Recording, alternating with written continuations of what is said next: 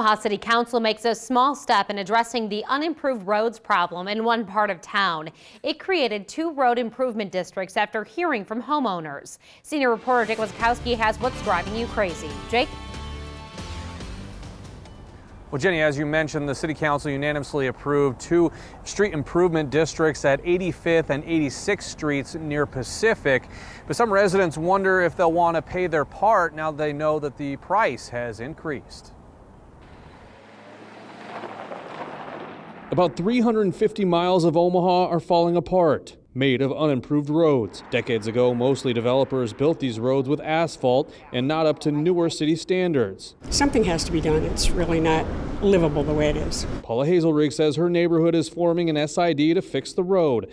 The city has a plan to pay for half of the cost if an SID is formed, while residents pay for the other half. Paula says in October they were told it would cost $500 a year per house for 20 years, but that number has almost doubled to $900 and they'll pay 5% interest. Then all of a sudden, it's a lot more expensive than you ever thought it would be. We had trouble selling $500 a year for 20 years to some of the neighbors, and I know we'll never be able to sell $900 or $2,000 a year. The Public Works Department says the neighborhoods get an initial cost number, but it changes when they're closer to forming an SID. Interest is explained in frequently asked questions. Councilman Chris Jerem says the city should be able to give better cost estimates because they've done this a few times. Providing a number that is likely to be in the general vicinity of and not so far off like this one was.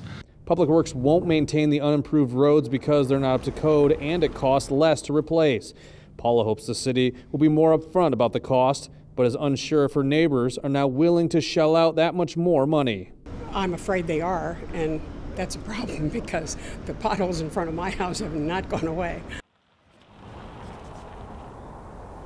And now that the SID is formed, the residents will continue to get a more accurate estimate of how much they could owe. Now, if they don't want to go through with it, they can protest, and that'll start in a few weeks.